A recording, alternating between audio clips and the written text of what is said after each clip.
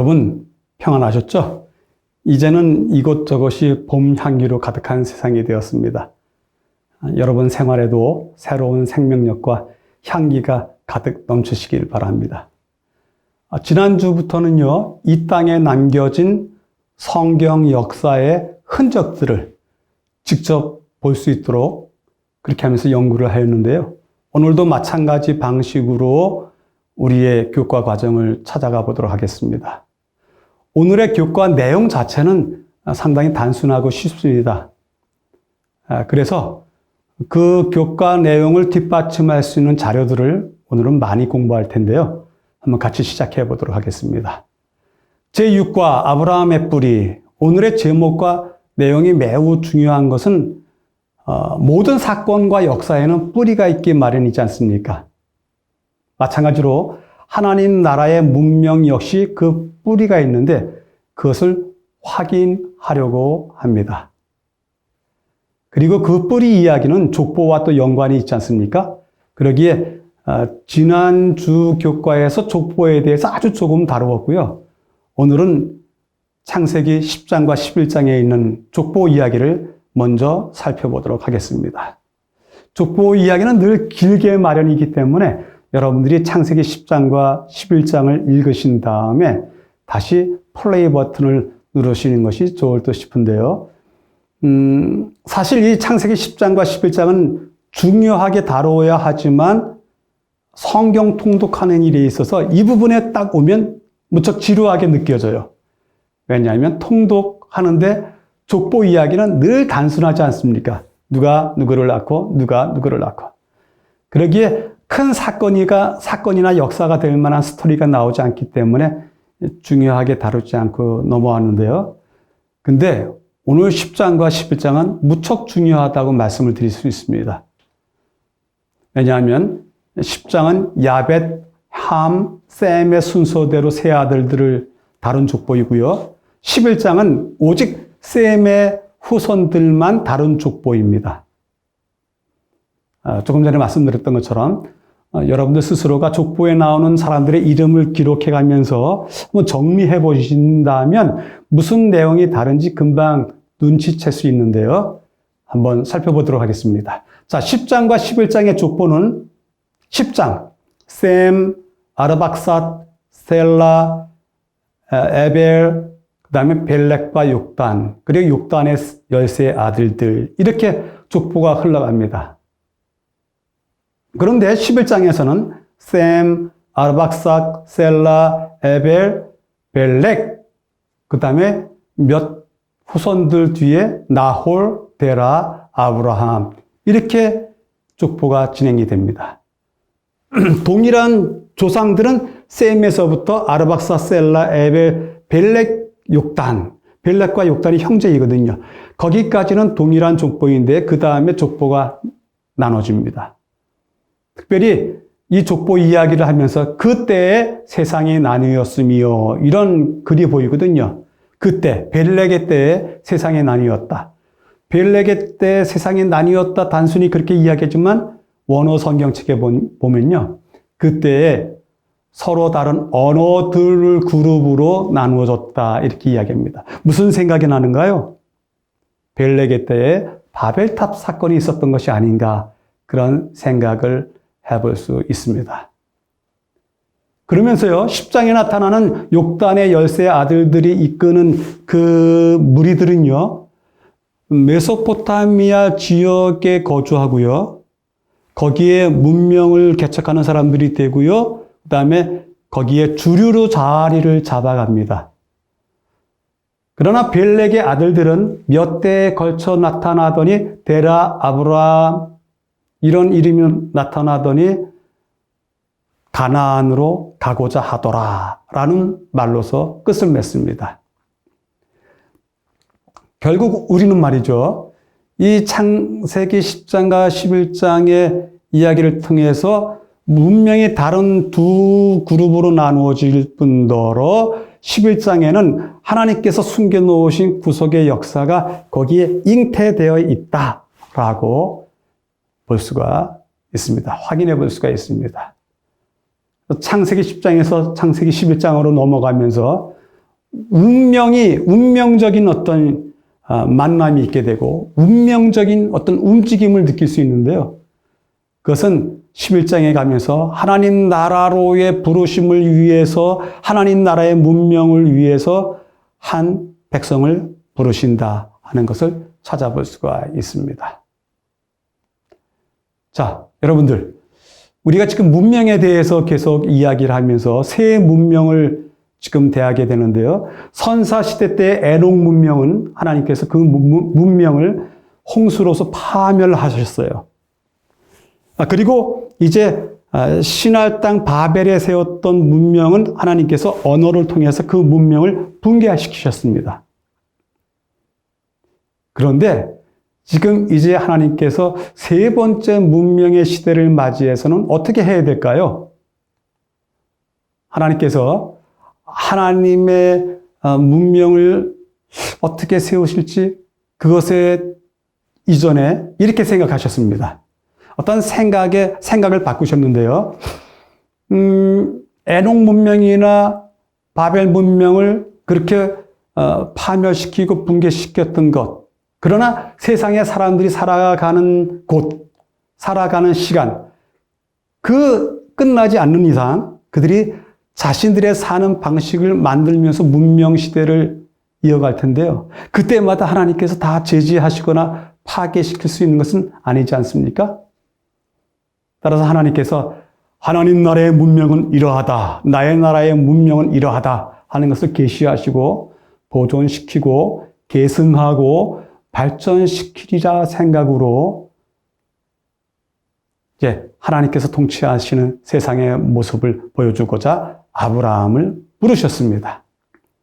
그래서 드디어 헤브라이즘이라고 하는 하나의 문명이 탄생되었습니다. 이때로부터 세상은 두 문명이 서로 충돌하는 세상이 되었습니다. 하나님 나라의 문명, 세상 나라의 문명, 언약 문명, 세속 문명, 이것이 끊임없이 충돌하면서 같이 역사를 보내게 되는데요. 하나님 나라의 문명을 따르는 언약의 백성들은 세속 문명과는 다른 생각, 다른 행동, 공동체적인 문화, 그리고 하늘 천상적인 패러다임을 가지고 살아가는 것이 바로 하나님 나라의 문명을 따르는 사람들의 삶인 것이죠. 그래서 실제로 아브라함이 그러한 모습을 보여주고자 이제 아브라함이 등장하는 것입니다. 그 등장이 오늘 기억절입니다. 믿음으로 아브라함은 부르심을 받았을 때 순종하여 장래의 유업으로 받을 땅에 나아갈새 갈 바를 알지 못하고 나아갔다. 기억절이 단순하지만 이 첫 발걸음을 그렇게 뛰는 것을 보게 됩니다. 갈 바를 알지 못하고 나아갔다. 맞습니다. 아브라함은 하나님 문명을 창조하는 첫 번째 사건의 파트너입니다. 이 세상에 하나님 나라를 세우기 위한 첫 번째 걸음이기에 어디로 향할지 알지 못할 수밖에 없었습니다. 하나님 나라의 문명으로, 즉 하나님 나라의 백성으로 산다는 것이 그의 삶의 형태나 정신, 그 행사가 무엇인지 아직 한 번도 나타나지 않았던 때였습니다. 이제 그것을 아브라함을 통해서 나타내시려고 합니다. 그래서 일요일 안식일 말이죠. 안식일 교과의 배경에 보면은 가라! 라고 하는 단어가 이 아브라함의 역사 속에 두 번 나타난다. 그것을 지적해주고 있고요. 그 다음에 미지의 여행을 떠나는데 그 미지의 여행을 떠나는 아브라함에게 두려워하지 말라라는 이야기를 통해서 아브라함의 역사는 하나, 둘, 셋으로 구분할 수 있다.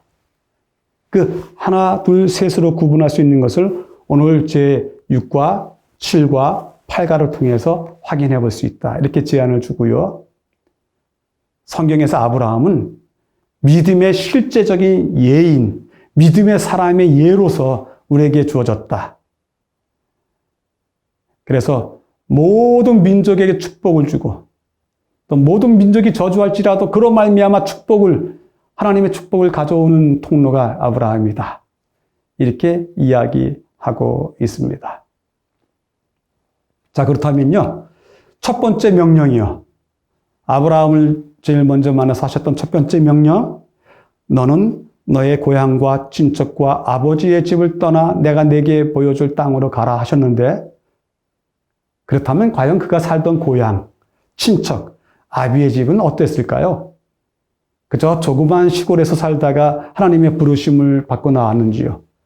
아니면 도시민으로서 문명의 혜택을 다 보고 살았었는지요? 그것을 살펴보겠습니다.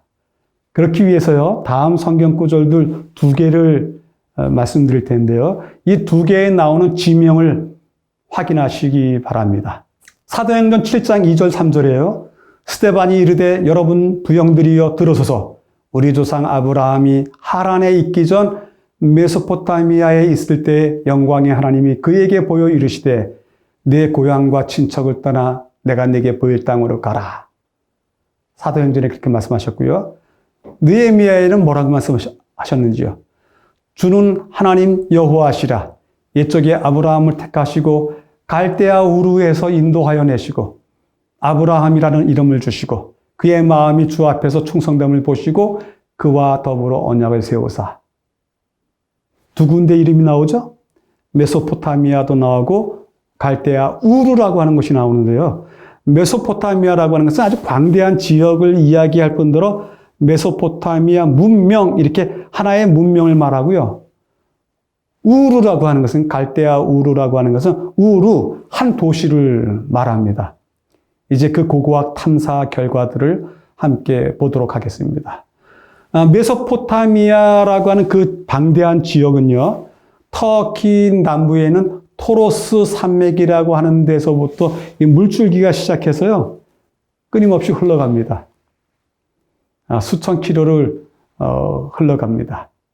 그 흘러가던 그 물줄기들의 끝 부분이 이제 해안하고 마주치는데요. 그 해안에서 얼마 떨어지지 않은 곳에 우르라고 하는 곳이 있습니다.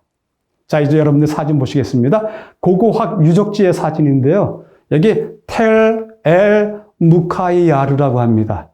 이라크 남부에 있고요. 그 다음에 1862년에 이것이 우르이다 라고 확정이 되었습니다. 이미 1862년도에 이렇게 확정이 됐고요. 1927년서부터 여기를 파기 시작했어요. 벌써 한 100년이 다 돼가죠. 그래서 이 유적지가 방대하게 흩어져 있는 것을 확인하고 또 다시 재건하고 복원했는데요. 그 재건하고 복원한 유적지의 모습이 다한 것 같습니다. 넓은 집터도 보이고요. 그렇죠?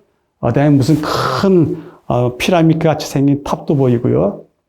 실제적으로 가까이서 찍은 집터 사진 보이고요. 그리고 이 우르를 대표하는 건축물이 지꾸랏이라고 하는데요. 지꾸랏. 도시의 어느 곳에서든지 볼 수 있는 대단한 건축물이었습니다.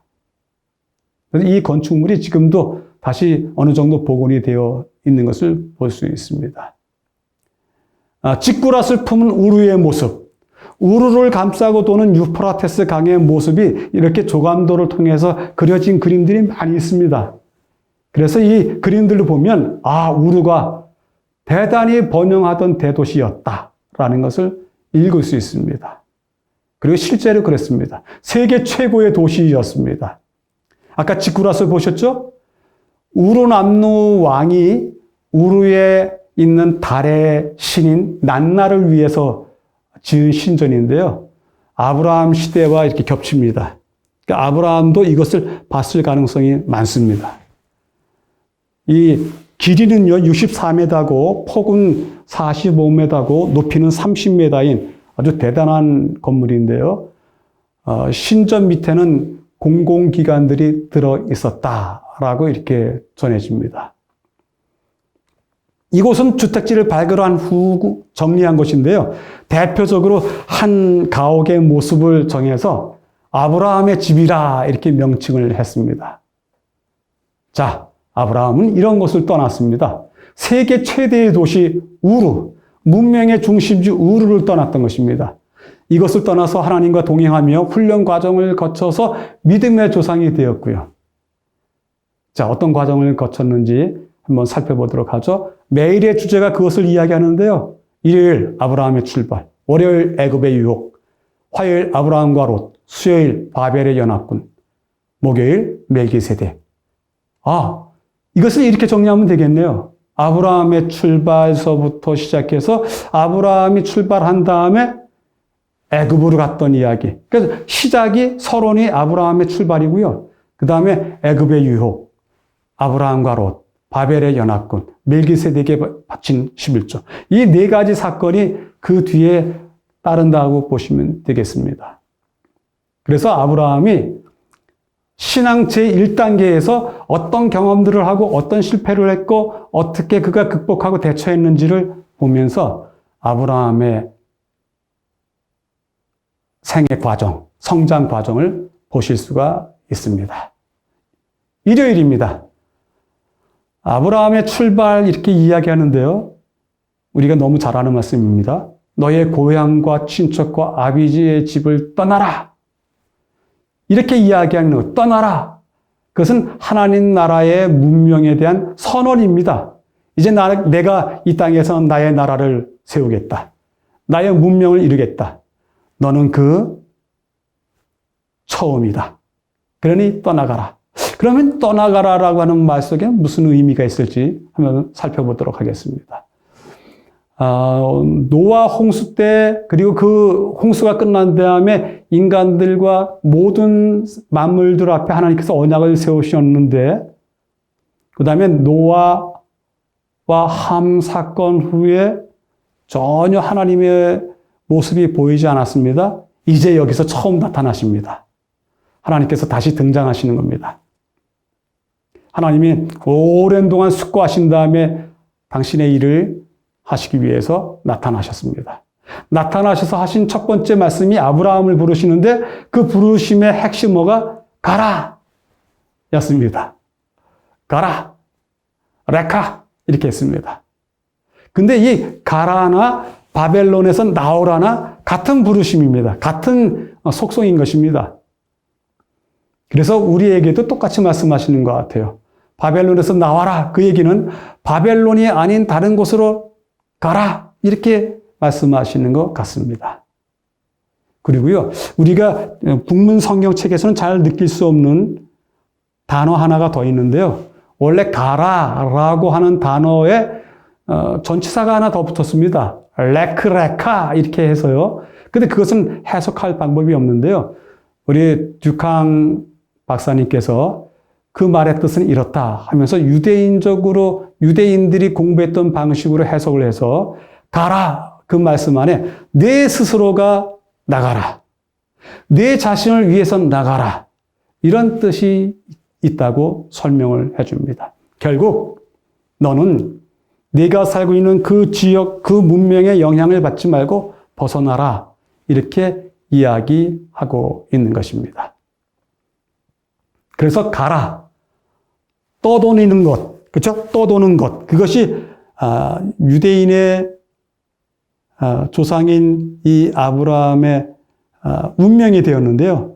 아브라함의 운명일 뿐 아니라 아브라함의 모든 후손들의 운명이 여기에 달려 있었습니다. 신명기 26장 5절 내 조상은 유리하는 아람 사람으로서 그렇군요. 아브라함이 아람 사람인데 그가 유리하는 자였군요. 유리한다는 것이 무슨 뜻이죠? 떠도는 내 조상은 떠도는 아람 사람이다. 우리도 역시 떠도는 유대인들이다. 아람 사람의 후손이다. 이것이 유대인들의 운명인 것 같습니다. 떠돌다. 유리하다. 그렇죠?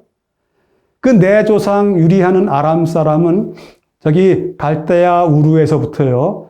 이 하란까지 갔다가 하란에서 가나안 갔다가 가나안에서 이집트 갔다가 다시 가나안으로 돌아오는데요. 이 길이 약 2,500km였다고 합니다. 2,500km이고 기원전 2000년 전후에 아브라함이 175살이거든요.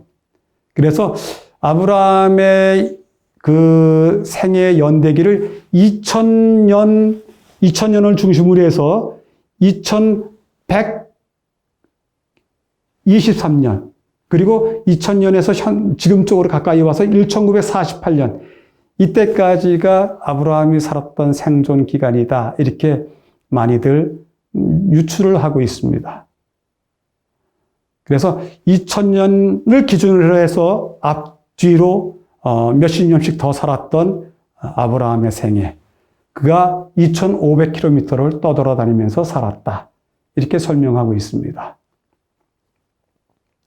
자, 이 우르에서 하란 거치고 가나안과 이집트를 왔다 갔다 한 그 유리하는 자, 그 유리하는 자의 운명이 무엇이냐면 원래 있었던 세상 문명의 속성인 권력으로부터의 욕망을 제어하라. 떠나가라. 그거 없애라. 그리고 문명의 혜택인 정착과 안정, 거기서부터 또 떠나가라. 그리고 세속 문명은 계급 문명 사회인데 이제는 그런 거 따지지 말고 하나의 운명 공동체로 되어서 하나의 운명 공동체가 되어서 너희가 나를 이야기하는 에이전시들이 되라. 이렇게 이야기를 하고 있는 것입니다. 유리한다고 하는 것이 바로 이런 목적 때문에 유리를 하는 것입니다.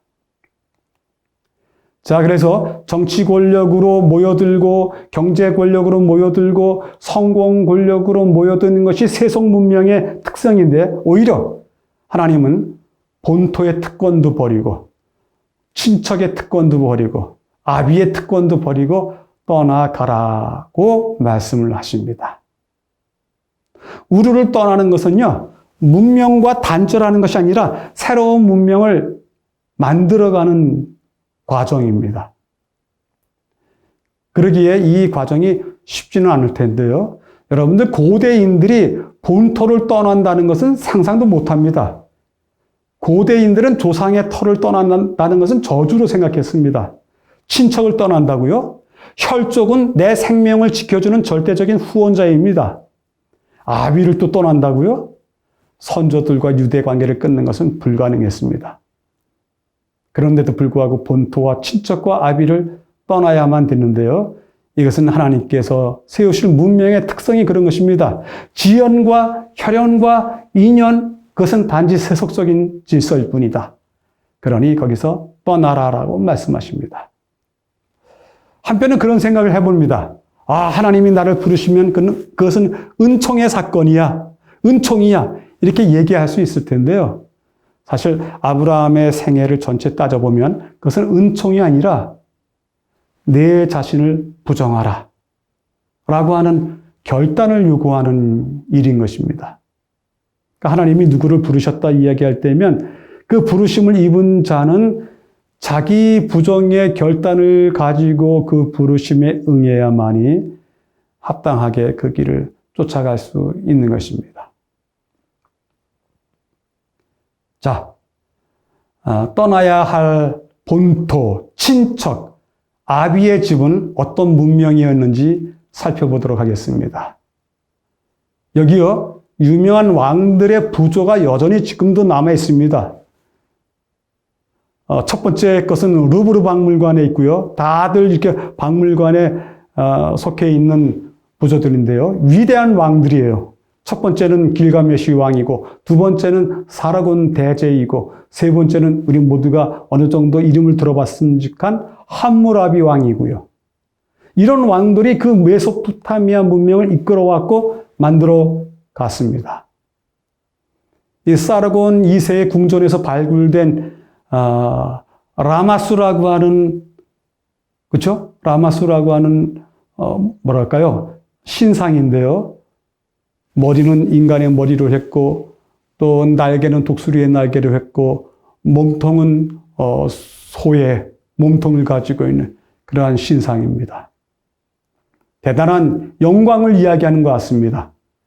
그리고 함무라비 법전의 코드인데요. 그 법전 코드인데요. 이 함무라비 법전은 2.25m 정도의 높이의 이 비석입니다. 거기에 282개의 법조항이 기록되어 있는데요. 들어볼만 합니다. 읽어볼만 합니다. 여러분들이 찾으시면 쉽게 찾을 수 있습니다.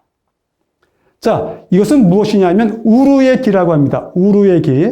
그래서 이 사다리꼴로 되어 있는 명패인데요. 명패가 크죠. 그림도 그려져 있지 않습니까? 그래서 이것이 앞면으로 놓여 있을 때는 지금은 평화의 때이다. 그래서 평화의 때에는 보시면 그림에서 나타나 있는 것처럼 농사 짓는 사람들이 소득을 구하고요. 농사 짓는 뭐 그런 것을 하고요. 또 농사가 잘 됐기 때문에 먹고 마시는 모습도 나와 있고요. 뒷면으로 놓으면 전쟁의 때이다 해서 밑에 보니까 전쟁하는 모습, 또 군대들이 갑옷을 입고서 행군하는 모습, 그런 모습이 다 보이지 않습니까? 그래서 이건 우루의 기라고 해서 우루에서 발견된 하나의 상징물인데요. 그것은 전쟁의 때와 평화의 때를 알려주는 그러한 기였습니다. 기하면은 깃발만 생각하시는데요. 그 깃발이 아니라 어떤 스탠다드라고 이렇게 이야기하는데 그런 모습을 이렇게 표현했습니다. 그리고 그림의 제일 윗부분에 다른 인물들보다 좀 크게 나와 있는 인물이 하나 앉아 있는데요. 왕입니다. 왕. 그래서 절대 군주는 저렇게 큰 모습으로, 저렇게 큰 모습의 절대 군주일수록 나라는 안정되어 있습니다. 그래서 저런 것도 발견되고요. 그 다음에 지금부터 보시는 것은 펜실베니아 대학의 고고학 박물관에 있는 실제 증거들인데요. 정말 양이 수풀에 걸렸는데 너무너무 아름다운 조각이죠. 그리고 사자가 또 짐승을 물고 있는 저 그림은 어떤 이 보관함, 문갑의 그림이고요. 밑에 있는 장기판도 보이고요. 그 다음에 하프도 보이는데요. 아주 다양하게 조각이 되어 있고 또 꾸며져 있습니다. 지금 보시는 그림은요. 푸아비 왕비라고 있었거든요. 그 푸아비 왕비가 어떤 치장을 했는지, 머리에 쓰는 치장, 그 다음에 목걸이 치장, 그 다음에 귀걸이 치장, 여러 가지 있습니다. 옷도 약간 보이죠? 그리고 그 푸아비 왕비의 인장도 보이는데요. 정말 화려하게 살았던 것을 보게 됩니다. 그리고 이것은요, 지금 보시는 그림은 내셔널 지오그래픽 박물관에 있는 것인데요. 메소포타미아 문명에서 발굴된 그릇들입니다. 그릇들. 이쪽에 보면 상아 그릇도 보이고요. 밑에 보면은 무슨 금으로 만든 반지 그릇 같은데요. 뭐가 담겨져 있죠. 저것을 조사했더니 여성들이 사용하는 화장품이라고 합니다. 이미 그때에도 화장품이 있었군요. 그리고 우리가 전혀 꿈꿀 수 없는 그릇들이, 황금으로 만들어진 그릇들이 각기 다른 모양으로 발굴이 되었습니다. 지금 그림은 이제 수메르 그 문명에 있었던 신들인데요. 정말 신들이 많았습니다. 특별히 이제 위에 오른쪽에 보면 태양신인 샤마스가 있고요. 그 다음에 밑에는 엔릴이라고 하는 주신인데요. 그 주신 앞에 서 있는 왕, 우르남무가 이제 보이고요. 또 하단의 오른쪽에는 상당히 예술적인 감각의 무슨 판타스틱한 그러한 그림이 보이죠? 그 그림 중에서 뒤에 쫓아가는 신은 조금 전에 말씀드렸던 태양신 샤마시고요. 앞에 있는 괴물처럼 생긴 저것은 혼돈의 괴물이라고 합니다. 혼돈의 신, 혼돈의 괴물. 이런 종교적인 이야기거리도 풍성하게 메소포타미아 문명지대에서 발굴이 됐습니다. 지금 발견된 점토판도 다 그때 우루 제3왕조 때인데요. 이 우루 제3왕조 때가 아브라함이 부르심을 받고 생애를 살던 그때입니다. 그래서 그때의 우루는 정치 권력의 중심지, 경쟁 무역의 중심지, 종교 학문의 중심지로서요. 세계의 중심이기에 부족함이 없었습니다. 거기에서 불러내시는 겁니다. 하나님께서. 그래서 제일 먼저 애굽으로 떠나라고, 애굽으로 떠나라고는 안 하셨군요. 애굽으로 들어가는 이야기가 나오는데요. 이게 어떻게 될까요? 땅에 기근이 들어서 애굽에 가는 것은 당연한데 땅의 기근으로 인해서 하나님께서 훈련시키는 방법이 성경에는 종종 있습니다. 기근을 피해서 무조건 도망가야 될까요? 네, 한번 생각해 보실 문제입니다. 가나안에 도착하자마자 애굽행을 결정하는데, 왜냐하면 기근 때문에. 이 기근에 대한 그 비참한 아시아인들에 대한 삶이 메리카르의 교훈이라고 하는 애굽에 남아있는 그 서판에 기록이 되어 있답니다. 비참한 아시아인들, 먹지 못하고 또 그래서 물골이 형편없는 아시아인들. 그러한 비참한 아시아인으로서의 아브라함이 애굽의 풍족함을 바라봤을 때는 어떠했을까요? 애굽의 풍족함을 바라본다. 그것을 느끼고 그것을 끌어안는다. 그것은 하나님을 신뢰한다기보다는 사람을 신뢰한다는 상징으로 늘 쓰였는데요. 애굽은 그만큼 유혹적이었어요. 믿음이 불필요해요. 왜냐하면 애굽 땅을 바라보자마자 이미 젖과 꿀이 흐르는 땅이 아니겠습니까?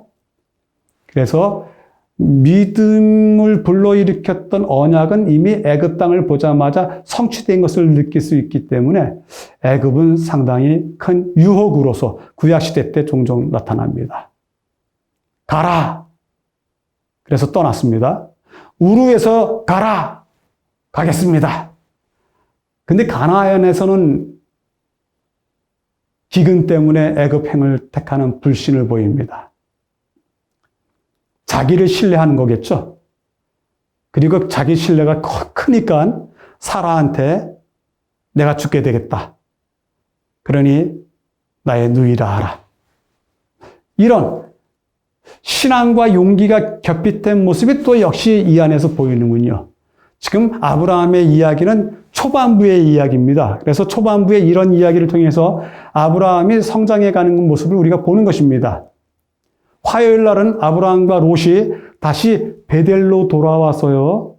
거기서 이제 땅을 바라보면서 내가 우, 나 좌, 내가 좌, 나 우 이렇게 택하는 일에 대해서 이야기를 합니다. 두 번째 사건은 애굽에서 실패했던 경험을 생각하면서 커다란 각성이 있었던 듯 싶어요. 왜냐하면 베델로 다시 돌아왔다는 것이 첫 마음을 회복하기 위해서 그쪽으로 돌아온 것이 아닌가 생각이 들고요. 아브라함의 믿음도 상당히 품격이 있어졌죠. 조카 롯을 대하는 너그러움과 친절함이 아브라함이 달라졌다. 이런 것을 느끼게 하는 것 같아요. 사실 믿음이라고 하는 것은요.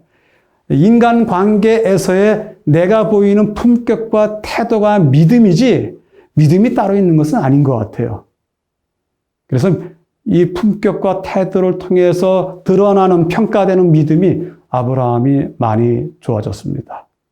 거기에다가 하나님께서 땅을 주겠다 했을 때 그 땅을 주겠다 하기 전에 땅을 바라보면서 땅을 선택한 것이 아니고요.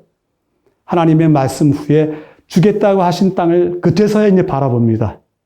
그래서 땅은 선택의 문제가 아니라 은혜였습니다. 하나님이 그에게 이제 내가 너에게 땅을 주었으니 두루 다니면서 살펴봐라, 확인하라. 이렇게 말씀하십니다. 자, 땅의 선택에 대한 과정을 사진으로 확인해 보겠습니다. 사진의 사해 위쪽에 베델이 있습니다. 그 베델에서 이 사해 반대쪽에 소돔과 고모라 쪽으로 롯이 가고요. 베델에서 그냥 예루살렘을 거쳐서 헤브론이라고 하는 곳까지 아브라함이 내려옵니다. 근데요, 저기서 바라본 소돔과 고모라는 뭐라고요?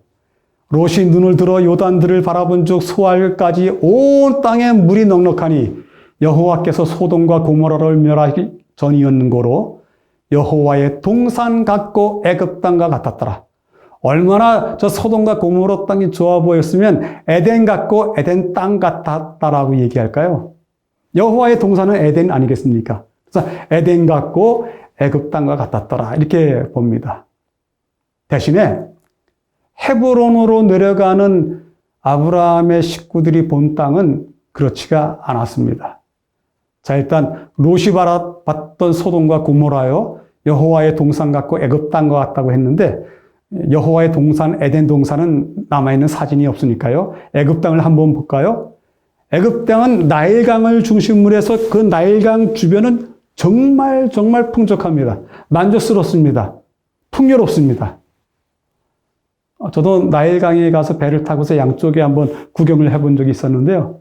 정말 푸르릅니다. 정말 풍성합니다. 그런 땅이 소돔과 고모라였습니다. 그런데요, 베델에서 헤브론으로 내려가는 길은 그런 땅이 아니었습니다. 여러분들 상단부에 있는 그림 중에서 첫 번째 그림을 보시죠. 왼쪽 그림입니까? 저렇게 뽕긋 이렇게 군웅지대인데요. 이스라엘에 가면 이스라엘 중부 또 상하로 길게 저런 지역이 60km나 계속됩니다. 저 지역을 셰펠라라고 부릅니다. 셰펠라. 이 셰펠라 지역이 바로 그 베델에서부터 헤브론까지 이어지는 지역이 다 저렇습니다.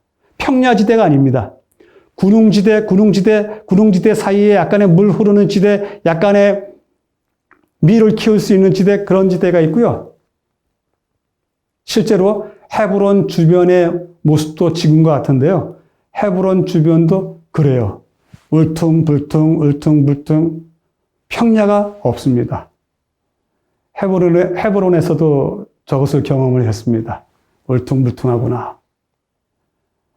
그래서요, 여기까지 내려가는 길을 택했다.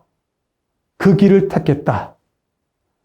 그 길은 고난의 길이고 순례의 길이고 그 길은 역경의 길이었었는데도 불구하고 그 일을 하나님께서 주신 땅이라 받아들였기 때문에 아브라함이 그 길을 택해서 가게 됩니다. 자, 이제 세 번째 사건이군요. 전쟁 이야기인데요. 쉽게 지나치지 못할 내용이 이 안에 있기 때문에 전쟁 이야기도 살펴봐야 됩니다. 성경에 나오는 첫 전쟁 이야기고요. 이 전쟁이 조그만 전쟁이 아니었습니다. 큰 전쟁이었습니다. 메소포타미아 제국과 이어진 이쪽 가나안까지 이르는 지역을 갖다 레반트라고 부르는데요. 그 메소포타미아 제국이 비옥한 초승달 지역의 마지막 부분에 있는 레반트 지역 완전히 뭐라고 할까요? 정복하려고.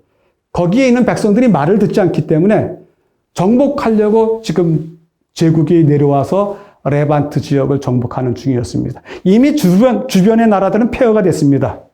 가나안도 반역했기 때문에 이제 마지막 가나안 땅에 있는 몇 왕들과 싸우려고 합니다. 5 나라의 백성들이 다 포로가 되어 갔는데요. 이 백성들을 포로로 잡아가고 이 땅은 내 땅이다. 이렇게 땅에 대한 주권 싸움을 하기 위해서 그랬던 것 같아요. 근데 이 싸움에서 아브라함만큼은 전쟁에서 제외가 됐습니다. 왜냐하면 아브라함은 땅을 하나님의 선물로 보았기 때문에 그런데요. 이것은 정치 군사적으로 얻는 것이 아니다. 하나님의 선물이다. 그래서 이 땅에 대한 전쟁에 참여하지 않았고요. 단지 롯이 포로되어 갔다는 이야기 때문에 전쟁에 참여하게 됩니다. 여러분들 그림 보시죠? 메소포타미아 지역의 그 넓은 곳에 4곳의 왕들, 엘람, 시날, 엘라사르, 고임 왕들이 저쪽 가나안 지역에 모여있는 제보임, 아드마, 소돔, 고무라, 조아르, 소아르 이 나라의 왕들과 싸우려고 오는 것입니다. 저 메소포타미아 제국의 끝자락에 있으니까 말들을 안 듣는 거죠. 그리고 반역을 행하는 거죠. 그래서 내려오면서 이미 많은 나라들을 정복했습니다. 이제 마지막 5 나라와 싸우는 것이 창세기에 나와 있는 전쟁 이야기입니다. 자, 전쟁이 어떻게 끝났는지 아시죠? 포로로 잡아갔습니다.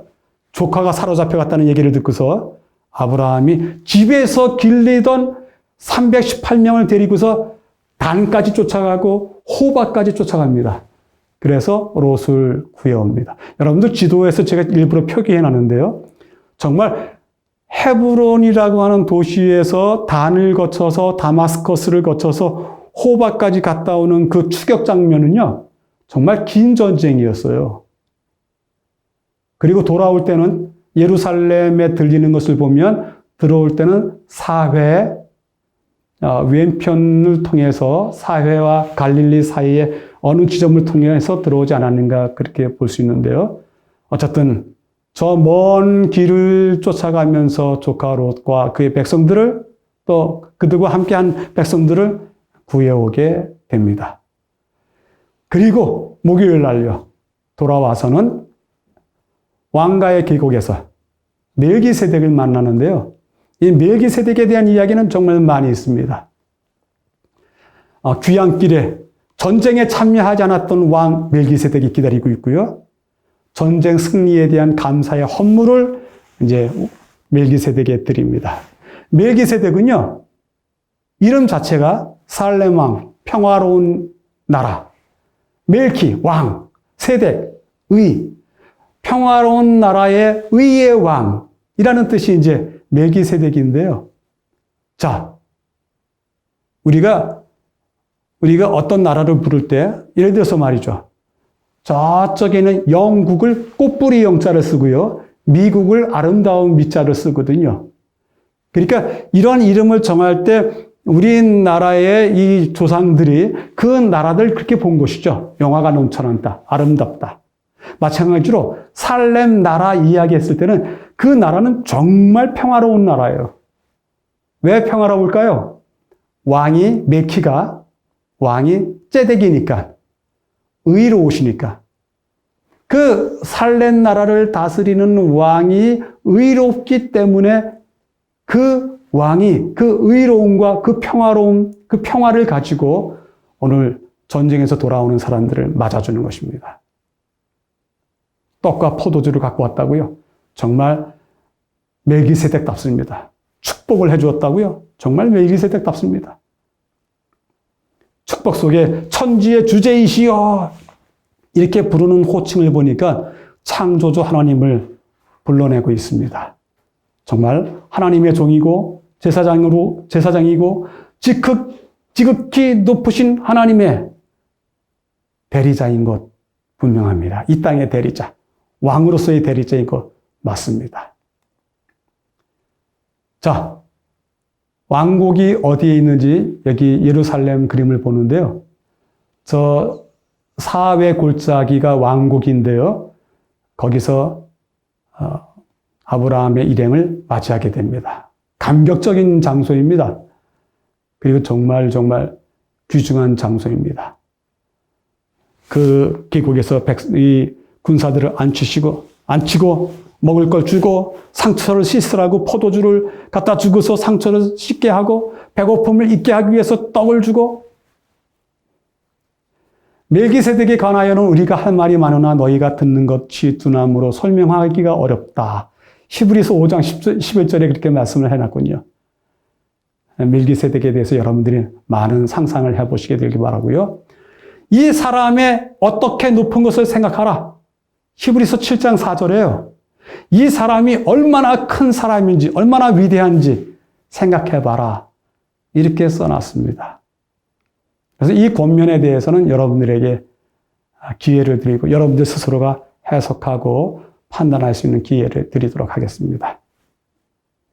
네, 오늘은 여러 사진들을 보고 또 장면들을 보느냐고 시간이 좀 더 길었는데요. 금요일 날 나와 있는 인용문들을 다 읽어보시게 되길 바랍니다. 그리고요, 말씀 연구 속에서 자신에게 질문하기를 제가 또 세 문제를 드렸는데요. 여러분들이 스스로 해석해 보시고요. 이 질문들에 대한 자료를 제가 유튜브 댓글로 남겨놓도록 하겠습니다. 네, 오늘은 우리가 아브라함에 대한 첫 이야기를 했습니다. 다음 주에 또 아브라함의 흥미진진한 이야기를 계속하도록 하겠습니다. 감사합니다.